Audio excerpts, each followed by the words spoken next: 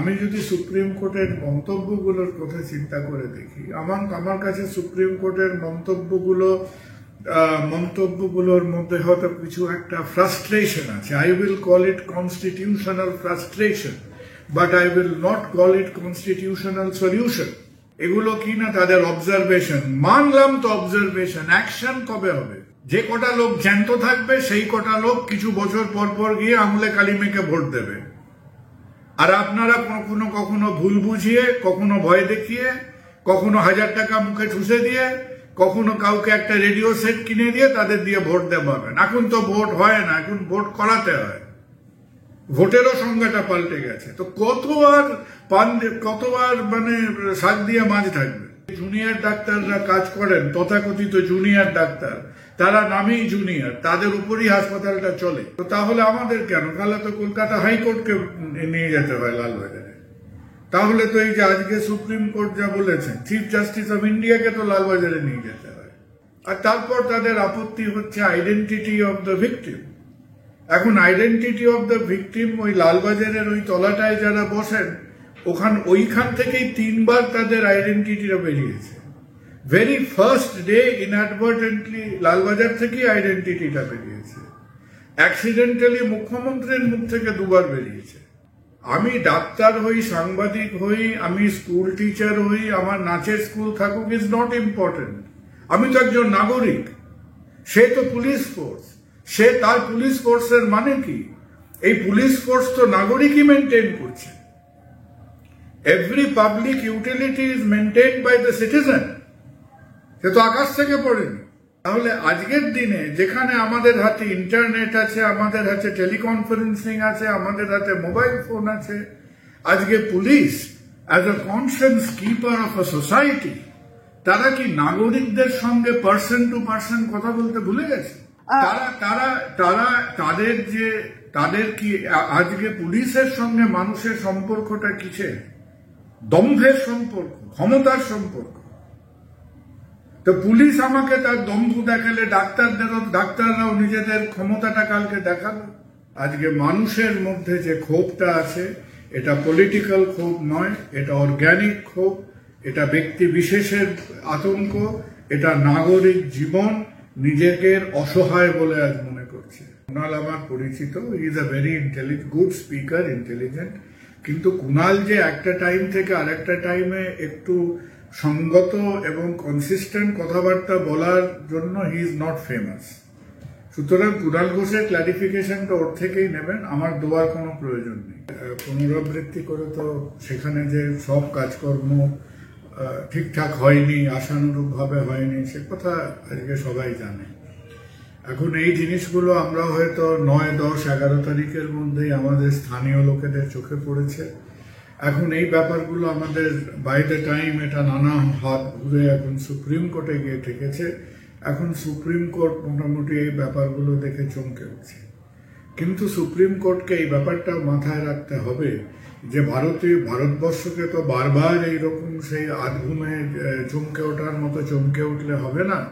কারণ এইরকম ব্যাপারগুলো যেগুলো স্পর্শকাতর, সেন্সিটিভ, মেবি যে খুনের মধ্যে নানান রকমের ফ্যাক্টরস ইনভলভ থাকে, তো সেই ব্যাপারগুলো নিয়ে যে মাঝে মধ্যে হালকা পাতলা ডায়েরি হয়, মাঝে মধ্যে ঠিকঠাক হয়তো সম্পূর্ণ প্রসেস বা মনোযোগ দিয়ে তার ইনভেস্টিগেশন হয় না, এই অসুখ, এটা কিন্তু একটা ভারতীয় অসুখ।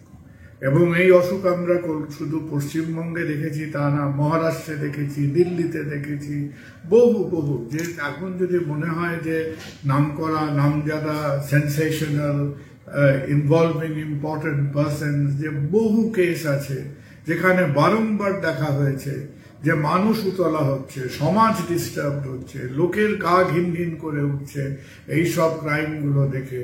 কিন্তু কোনো মতে যদি তার সঙ্গে হালকা পাতলাও ভাবে তার পারিপার্শ্বিক, কখনো রাজনৈতিক, কখনো ফাইন্যান্সিয়াল, এইসব ফ্যাক্টরের যোগাযোগ থাকে, তখন ব্যাপারগুলো যেন কোথাও একটু ঘোলাটে হয়ে যায়। তো এটা নিশ্চয়ই এটার আধুনিকতম এই বিকৃতির যে অধুনাতম বহিঃপ্রকাশ, সেইটা কলকাতার বুকে হলো, দ্য মোস্ট রিসেন্ট এক্সাম্পল।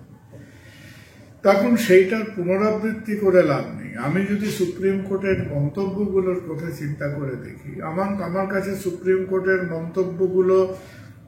মন্তব্যগুলোর মধ্যে হয়তো কিছু একটা ফ্রাস্ট্রেশন আছে। I will call it constitutional frustration, but I will not call it constitutional solution. কারণ সুপ্রিম কোর্টের প্রধান বিচারপতি তিনি তো বসে যে কেবল আমার 3.5 বছর 4 বছরের মেয়াদটা হয়ে গেল, আমার চিফ জাস্টিসশিপ হয়ে গেল, আমি একটা ফেয়ারওয়েল নিয়ে কেটে পড়লাম, এইটা তো তার মতামত নয়। তার তো দেখতে হবে যে দেশটার বয়স তো 77-78 বছর হলো, 140 কোটি মানুষ তো এই দেশটার মধ্যে থাকেন, 10 লক্ষ ডাক্তার ছেলে মেয়েরা তো এখানে কাজ করছে। আমরা করে বহু টাকা পয়সা নিয়ে তো ছেলে মেয়েগুলোকে ডাক্তারি পড়তে, নানান পড়াশুনো করতে তো ঢোকাচ্ছি। আজকে সেই দেশের যদি 77 বছর গিয়ে মনে হয় যে একবার আমরা আমাদের ডাক্তারদের ওয়ার্কিং কন্ডিশনের জন্য অমুক কমিটি করছি, অমুক কমিটি পাল্টে গিয়ে তমুক কমিটি হচ্ছে, এই কমিটিগুলো যখন বহু লোকের নানান হাত ঘুরতে ঘুরতে আমার পার্লামেন্টে যদি 50টা বিল পেশ করার থাকে, আমাদের ডাক্তারদের ওয়ার্কিং কন্ডিশনের বিল হবে 50টার মধ্যে 51 নম্বরে থাকবে। এবং বহুবার এগুলো নিয়ে কোনো রকম সাবস্ট্যান্সিয়াল বা ইম্পর্টেন্ট আলোচনা হবে না। কি নিয়ে আলোচনা হবে? আলোচনা হবে একটা ডাক্তারকে আপনি কতভাবে লিটিগেট করতে পারেন, একটা ডাক্তারকে কতভাবে পিনালাইজ করতে পারেন। আমরা পৃথিবীর বিরলতম দেশ যেখানে যে কোনো একটা ঘটনার জন্য একটা ডাক্তারকে 6 রকম ভাবে লিটিগেট করা যায় একই ঘটনার জন্য। একবার এই কমিশন, একবার সেই কমিশন, পান থেকে চুন খুঁজলে। আর একটা ডাক্তারি পড়ুয়া মেয়ে যখন একটা মাংসপিণ্ড হয়ে ধর্ষিত হয়ে সে খুন হয়, তখন আমরা প্রতিবার মাথা চুলকে এক একটা মৃতদেহ যেন আমাদের মানুষকে, এখন তো মোবাইল ফোনে অ্যালার্ম দিয়ে ঘুমায়, তো আমাদের এখন অ্যালার্ম ক্লকগুলো অন্যরকম হয়ে গেছে। এখন আমাদের বায়োলজিক্যাল অ্যালার্ম ক্লক হচ্ছে কি, একটা রেপ, একটা মার্ডার, আর ইয়াং লাইফ লস্ট, এগুলো হচ্ছে সোশ্যাল অ্যালার্ম। এই সোশ্যাল অ্যালার্ম গুলো আমরা একবার শুনবো, আর একজন বিচারপতিরা তাদের মেয়াদের মধ্যে কিছু নরম গরম সরগরম করে কিছু কথা বলে যাবেন। এগুলো কি না তাদের অবজারভেশন। মানলাম তো অবজারভেশন, অ্যাকশন কবে হবে? When will observations transform into action? That is the question today. প্রধান বিচারপতি তিনি বলছেন প্রথমে ঠিকভাবে এফআইআর করাই হয়নি। দেখো এইসব চর্বিত চর্বণ হয়ে গেছে, এগুলো কোর্ট আর পুলিশের মধ্যে ক্যারাম খেলার মধ্যে আমরা নেই। লাইফ হ্যাজ বিন লস্ট, অনেক রকম ঘটনা হয়ে গেছে, সেখানে মব র্যানস্যাকিং হয়েছে, সেখানে অদ্ভুত ভাবে ইনভেস্টিগেশন হয়েছে। সেই কথা বলতে বলতে এখন আমাদের চোয়াল ধরে গেছে। এখন প্রশ্ন হলো যে আমাদের দেশে বর্তমানে, আমাদের রাজ্যে একটা মোটামুটি ফাংশনাল গভর্নমেন্ট আছে কি নেই, that is the question. The main question is যে আমাদের দেশের আজকে তো প্রধান বিচারপতি দেশটা চালান না, তাহলে সেন্ট্রাল গভর্নমেন্ট হেলথ মিনিস্ট্রি এতদিন কি করছিলেন?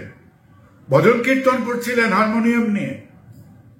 তাদের তো আরো খারাপ অবস্থা। আজকে স্বাস্থ্য ক্ষেত্রের মধ্যে কতটা হেলথের ব্যাপার, কতটা কোনটা সেন্টারের ব্যাপার, কোনটা রাজ্যের ব্যাপার, সেটাও তো ঠিক করে উঠতে পারেন না। The entire health business is a mass of confusion. কেন? যে কটা লোক জ্যান্ত থাকবে সেই কটা লোক কিছু বছর পর গিয়ে আঙুলে কালি মেখে ভোট দেবে। আর আপনারা কখনো ভুল বুঝিয়ে, কখনো ভয় দেখিয়ে, কখনো 1000 টাকা মুখে ঠুসে দিয়ে, কখনো কাউকে একটা রেডিও সেট কিনে দিয়ে তাদের দিয়ে ভোট দেওয়াবেন। এখন তো ভোট হয় না, এখন ভোট করাতে হয়। ভোটেরও সংজ্ঞাটা পাল্টে গেছে। তো কতবার মানে শাক দিয়ে মাছ ঢাকবে। আর আমরা মাঝে মধ্যে ভোরবেলা একেবারে খুব উত্তেজিত হয়ে যাব কি না, সুপ্রিম কোর্ট 10টা অবজারভেশন করে আমার মাথা কিনে নিয়েছে। স্যার, আমরা দেখলাম আরজি করের ঘটনার পরেই মুখ্যমন্ত্রী মমতা বন্দ্যোপাধ্যায় তিনি রাতের সাথী বলে একটা প্রকল্প নিয়ে এসেছেন, মূলত হেলথ কর্মীদের জন্য। ভালো না, প্রকল্পটা ভালো নয়। প্রকল্পটা হচ্ছে ওই কি বলবো, মানে যেখানে বাড়ির 1 তলার ছাদে অব্দি আগুন ধরে গেছে, আপনি এক গ্লাস জল নিয়ে সেই আগুন ঢেলে আগুনটা নেভাবার চেষ্টা করছেন। ঘরের চালা যখন জ্বলছে তার মধ্যে 2-3 গ্লাস জল ঢেলে খুব একটা ভালো লাগবে না। আর মুখ্যমন্ত্রী তো নিজে পড়েননি, মুখ্যমন্ত্রীর এক সচিব স্থানীয় ভদ্রলোক এগুলো পড়ছিলেন। তখন এটাকে আমার মনে হয় যে একটু অন্য পরিস্থিতিতে হলে লোকে কোনো রিয়ালিটি টিভিতে হাস্যকৌতুক বলে মনে করত, হাস্যকৌতুক বলে মনে করত। সুতরাং এর মধ্যে একটা আমোদ আহ্লাদের ভ্যালু থাকতে পারে, এন্টারটেনমেন্ট ভ্যালু থাকতে পারে। এর মধ্যে না আছে চিন্তা, না আছে ভাবনা। আর যিনি এই লিখেছেন, কত 11 না 12টা কতগুলো ক্লজ আছে এর মধ্যে ভুলে গেছি।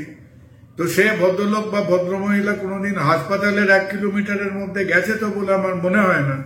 কারণ কোনোদিন যদি হাউস স্টাফ ইন্টার্নদের চোখাচোখি ডিস্টেন্সে এসে থাকে, যে জানবেন এখন মেডিকেল কলেজে যখন ছেলে মেয়েরা ভর্তি হয় তার 60% হচ্ছে মেয়েরা, ছেলেরা হচ্ছে 40%। তখন মনে রাখবেন এই যে জুনিয়র ডাক্তাররা কাজ করেন, তথাকথিত জুনিয়র ডাক্তার, তারা নামেই জুনিয়র, তাদের উপরই হাসপাতালটা চলে। হ্যাঁ, সিনিয়র ডাক্তাররা হচ্ছে মোটামুটি ঠিকা লোকের মতো, একটা নাম পদবি লেভেল দেওয়া হয়, assistant professor, professor into 4, professor into 5, কিন্তু কাজকর্ম করে ছেলে মেয়েগুলো। ওই সমস্ত নামজাদা তারকা খুচিত, হিরে মণিমাণিক্য খুচিত প্রফেসররা খুব একটা কাজকর্ম করে না, তারা ভারে কাটে। তো হাসপাতালগুলো চলে এই ছেলে মেয়েগুলোর উপরে। আর ওই ছেলে মেয়েগুলোর ওয়ার্কিং স্টাফের মধ্যে গিয়ে দেখবেন মোর দ্যান 50% আর উইমেন। নার্সিং স্টাফের মধ্যে গিয়ে দেখবেন সরকারি হাসপাতালে বোধহয় 95% আর উইমেন। তাহলে সেই কাজগুলো করবেটাকে? আপনি কি এক্ষুনি রাতারাতি পুরো মেডিকেল, একেই তো এমন ডাক্তার আমরা প্রডিউস করছি যে আর 2 দিন বাদে ডাক্তারদের হোম ডেলিভারি করতে হবে, চাকরি বাকরি নেই। সেই 12,000 ডাক্তার না 12,500 ডাক্তারে তো আটকে আছি, নতুন তো অ্যাপয়েন্টমেন্ট হয় না। So it's a very impractical, it's a nicer thing. ও একটা সুন্দর গ্রাফিক করে 12টা পয়েন্ট করে দিয়ে দিয়েছে। তো ওটা কোনো ওই সাবানের কোম্পানির পাবলিক রিলেশন বা ওই ওয়েলনেস ডেতে যেমন লোকেরা কিছু মেসেজ করে দেখায় না, কিভাবে ভালো থাকবেন, কিভাবে 1000 বছর বেঁচে থাকবেন, ওই টাইপের একটা অন্তঃশ্বাস শূন্য পাবলিক রিলেশন ক্যাম্পেইন। একদমই। স্যার, যে প্রসঙ্গটা এই যে প্রকল্পের মধ্যে উঠে আসছে, যে আপনি নিজেও আলোচনা করলেন এই মুহূর্তে, যে 12 ঘন্টা মেয়েদের জন্য যে ডিউটি সীমিত করা হয়েছে, এক্ষেত্রে তো আমরা অনেকাংশ দেখছি সমাজ মাধ্যমে যারা চিকিৎসা শাস্ত্রের সাথে যুক্ত সেই মেয়েরাও লিখছে যে তাদের শেখা থেকে তো তারা বিরত হয়ে যাবেন। দেখো, চিকিৎসা ব্যাপারটা তো অত সহজ নয়, মানে পলিটিক্স এর মতো চিকিৎসাটা দুর্বুদ্ধি নির্ভর ব্যাপার নয়। চিকিৎসাটা হচ্ছে জ্ঞান এবং সুবুদ্ধি নির্ভর ব্যাপার। পলিটিক্সটা মেইনলি চলে যে চিন্তার উপরে, সেটা হচ্ছে কি করে আমি তোমার ক্ষতি করতে পারি। আর চিকিৎসাটা যার উপরে চলে সেই বুদ্ধিটাকে বলে কিভাবে আমি তোমাকে বাঁচিয়ে রাখতে পারি। তার মধ্যে কিছু পড়াশুনো দরকার হয়, কিছু জ্ঞান বুদ্ধি দরকার হয়, এবং যেটা প্রচুর পরিমাণে দরকার হয় তাকে বলে অভিজ্ঞতা বা এক্সপিরিয়েন্স। এবং আমার একজন চিকিৎসক হিসেবে আমি হার্টের চিকিৎসা করি, গাইনির চিকিৎসা করি, সার্জারির চিকিৎসা করি, যাই করি না কেন, আমার যে অভিজ্ঞতা সেটা সূর্যোদয় কি সূর্যাস্তের উপর নির্ভর করে না। রাফলি আমি কত ঘন্টা কাজ করলাম, যেমন পাইলটরা যখন ট্রেন করে, that depends upon how many hours of flying experience they have. একটা ডাক্তার যখন ট্রেন করে, কেন আমাদের ট্রেনিং পিরিয়ডটা ওইভাবে ভাগ করে দেওয়া আছে? ট্রেনিং পিরিয়ডটা ওইভাবে ভাগ করে দেওয়া আছে এই কারণেই আছে যে আমরা ইন্টার্ন হিসেবে 1 বছর কাটালাম, এক সময় আমরা হাউস স্টাফশিপ করে 1.5-2 বছর কাটাতাম। এখন ছেলেমেয়েরা তাও সুযোগ পায় না। সেই সময়গুলো বসে বসে আমরা তাদের উপরে একটা পর্বত প্রমাণ মাল্টিপল চয়েস কোয়েশ্চেন চাপিয়ে দিয়েছি। যে ছেলে মেয়েগুলো কোনোদিন রাত্রেবেলা একটা চেস্ট পেইন দেখার, একটা কি করে বুকে ব্যথা চিকিৎসা করব সে সরজমিনে দেখতে পেল না, তার দোষ নয়। এটা আমাদের এই বিকৃত আধ পাগলের যে সিস্টেম, তার দোষ। সে কোনোদিন বেড সাইডে দাঁড়িয়ে রুগী দেখলো কি দেখলো না, সে কিন্তু এই চেস্ট পেনের ওপর 500টা এমসিকিউ মুখস্থ করে নিল, যথেষ্ট। তা একটা গন্ডগোলের ব্যাপার হয়ে বসে আছে। এবং এই সব গন্ডগোলের পরিস্থিতির মধ্যে দিয়ে, একটা হচপচে সিস্টেমের মধ্যে দিয়ে সে আলটিমেটলি যা শিখবে সেটা নির্ভর করবে তার এক্সপিরিয়েন্সের, সে কতক্ষণ কাজ করেছে তার উপরে। Depends on that, it is a function of that. তা আপনি যদি একটা মেয়েকে যে ক্লিনিক্যাল স্পেশালিটিসে কাজ করছে তার যদি অর্ধেক অভিজ্ঞতাটাই কেটে নেন, কেন যে আমরা রাত্রিরে আলো জ্বালাতে পারি না, আমরা রাত্রিরে সিকিউরিটি দিতে পারি না, আমাদের হাসপাতালে মশামাছির মতো বাইরের লোকেরা পিঠ ঠিক করে ঘুরে বেড়ায়, এটা একটা কারণ হলো, এটা একটা কারণ হলো। এটা তো চোরের ওপর রাগ খেয়ে মাটিতে ভাত খাওয়া হবে। তো ছেলে মেয়েগুলোকে যেরকম এমসিকিউ করে আমরা হাউসটাফশিপ পার করে দিচ্ছি, কাউকে একজন গাইনিকোলজিস্ট, একজন সার্জন, একজন ফিজিশিয়ান বলে একটা সেই ভুয়ো ডাক্তারের মতো একটা স্ট্যান্ড দিয়ে বাইরে বার করে দেবেন। সুতরাং যাই হোক, এইটা this is absolutely stupid plan, এবং এটাকে নিয়ে এত কথাবার্তা বলার সময় নষ্ট করার কোনো প্রয়োজনই নেই। আর কিছু থাকলে বলুন তাড়াতাড়ি। একদমই স্যার, আমরা দেখলাম প্রায় ঘন্টাখানেক লালবাজারে গতকাল আপনি ছিলেন। পুলিশ থেকে কি বলা হলো আপনাকে? কি এমন অবস্থা হলো যে ডাক্তারদের, আপনাদের মতো প্রমিসিং ডাক্তারদের রোগী ছেড়ে পুলিশের কাছে দৌড়তে হচ্ছে? আমার মনে হয় না আমরা এখন খুব একটা প্রমিসিং আছি বলি, হয়তো কোনো সময় ছিল, সেই প্রমিসের সময়টা করে এখন কিছুটা একটা স্টেবল পারফর্ম করার চেষ্টা করি। এখন কারণটা সবাই বুঝছে, কারণটা হলো যে কিছু কিছু লোক যারা হয়তো সংবাদ মাধ্যমে বক্তব্য রাখে, যারা সোশ্যাল মিডিয়াতে বক্তব্য রাখে, তো আমি অনেকদিন ধরেই সংবাদ মাধ্যমে আমার যেগুলোকে ঠিকঠাক মনে হয় কোনো পার্টিকুলার পলিটিক্যাল পার্টির ধামা না ধরে কথাবার্তা বলার চেষ্টা করি, যেগুলো একটা যে কোনো সাধারণ মানুষ, একটা সাধারণ ব্যক্তিবিশেষের পক্ষে সেটা প্রাসঙ্গিক হতে পারে। এখন সেইখানে তাদের বক্তব্য হলো যে তারা যাতে গুজব না ছড়ায়। তো আমি রিসেন্টলি একটা ইংরেজিতে ভিডিও করেছি, তো তারা হয়তো একটু ঘাবড়ে গেছে যে কি হলো, এটা মোটামুটি একটা মাছ ভাতে বাঙালির ছেলে ইংরেজিতে ভিডিও করেছে, সেটা আবার সারা পৃথিবীতে 5-7 লাখ লোক দেখেছে, with lot of international viewership. তো এগুলোতে নিয়ে তাদের হয়তো পছন্দ হয়নি, তারা সেখানে বলছে গুজব। আমি ভারতীয় সংবিধান আলোচনা করেছি, তো কেউ কি বলার চেষ্টা করছে যে ভারতীয় সংবিধান একটা গুজব? আর আমাদের আলোচনাটা শুরু হয়েছিল আমাদের বেচারি মেয়েটির আরজিকর কাণ্ড নিয়ে, যে আরজিকর কাণ্ডতে আজকে যে একটা সদর্থক ইনভেস্টিগেশন প্রথম দিকে হয়নি, তো তাহলে আমাদের কেন? তাহলে তো কলকাতা হাইকোর্টকে নিয়ে যেতে হয় লালবাজারে। তাহলে তো এই যে আজকে সুপ্রিম কোর্ট যা বলেছেন, চিফ জাস্টিস অফ ইন্ডিয়াকে তো লালবাজারে নিয়ে যেতে হয়। তো এই ছেলে মানুষই করে কোনো লাভ নেই। সুতরাং রুমার মঙ্গারিং এর যে কথাটা বলেছে, আমি যদি আজকে ডিজিটাল মিডিয়াতে একটা ভিডিও পোস্ট করি, আমি তো বাকি 5 লক্ষ কন্টেন্টের দায়িত্ব নিতে পারি না, আমি আমার কন্টেন্টের রেসপন্সিবিলিটি। আর তারপর তাদের আপত্তি হচ্ছে আইডেন্টিটি অফ দ্য ভিকটিম। এখন আইডেন্টিটি অফ দ্য ভিকটিম ওই লালবাজারের ওই তলাটায় যারা বসেন, ওইখান থেকেই 3 বার তাদের আইডেন্টিটিটা বেরিয়েছে। Very first day inadvertently Lalbazar থেকেই আইডেন্টিটিটা বেরিয়েছে, অ্যাক্সিডেন্টালি মুখ্যমন্ত্রীর মুখ থেকে 2 বার বেরিয়েছে। আর তারপরে তাদের তো মোটামুটি ধামা ধরা কিছু এমপি এমএলএরা আছেন, তারা তো বলেই যাচ্ছেন সমানে। আর এইরকম ব্যবস্থা দেখে সোশ্যাল মিডিয়াতেও চলছে। কিন্তু আবার ইন্ডিভিজুয়ালি আমার কন্টেন্ট থেকে নট ফর ওয়ান্স। তো এখন এই সমস্ত গোল গোল জেনারিক কমপ্লেন করে তো লাভ নেই। আমি যে বক্তব্যগুলো বলেছি সেই পার্টিকুলার বক্তব্যের অবজেকশনেবল কিছু থাকলে আমার মতে, আমি ডাক্তার হই, সাংবাদিক হই, আমি স্কুল টিচার হই, আমার নাচের স্কুল থাকুক, ইজ নট ইম্পর্টেন্ট। আমি তো একজন নাগরিক, সে তো পুলিশ ফোর্স, সে তার পুলিশ ফোর্সের মানে কি? এই পুলিশ ফোর্স তো নাগরিকই মেনটেন করছে। Every public utility is maintain by the citizen, সে তো আকাশ থেকে পড়েনি। তাহলে to engage with the citizen, আমার এগেনস্টে তো কোনো মানে খুন, জখম, রেপ, পকেট মানি, অ্যাক্সিডেন্টের তো অ্যালিগেশন নয়। তাহলে আজকের দিনে যেখানে আমাদের হাতে ইন্টারনেট আছে, আমাদের হাতে টেলিকনফারেন্সিং আছে, আমাদের হাতে মোবাইল ফোন আছে, আজকে police as a conscience keeper of a society, তারা কি নাগরিকদের সঙ্গে পার্সন টু পার্সন কথা বলতে ভুলে গেছে?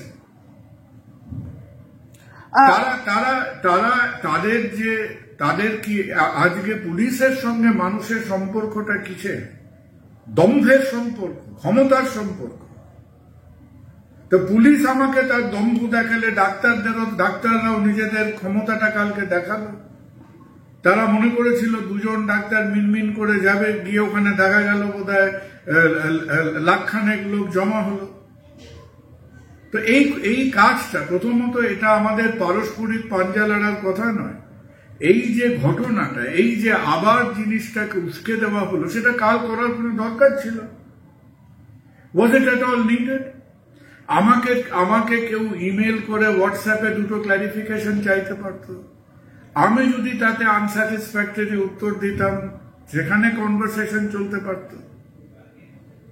সুতরাং পুলিশ তার সুবিধা মতো বলবেন যে আমরা তো সামাজিক কনভারসেশন করতে চাই, অথচ আমাকে একটা 4টে ক্লজের চিঠি ধরানো হলো যে সেটা যেন মনে হবে একটা নিউ মার্কেটের পকেট মার্কে কেউ ক্লজ ধরেছে। ওর মধ্যে ছিল বোধহয় পকেট মানি টেডি এইসবও কিসব ছিল, হাট ছিনতাই, পকেট মানি, এগুলো বোধহয় ছিল। একদমই। আমি এটাই জানতে চাইবো টু বি স্পেসিফিক আপনার কাছে যে আপনার আমি অত ওকালতি পড়িনি, অত ভুলভাল চিঠি আমার দেখে লাভ নেই।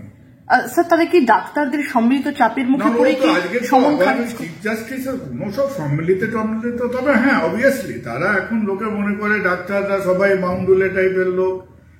5টা ডাক্তার থাকলে 6টা সংগঠন হয়। ডাক্তারদের সম্বন্ধে এই মতামতগুলো লোকের আছে, যেটা ভুল নয়। কিন্তু এইবারে এই যে একটা সামাজিক গ্যালভেনাইজেশন হচ্ছে, তাতে কি হচ্ছে?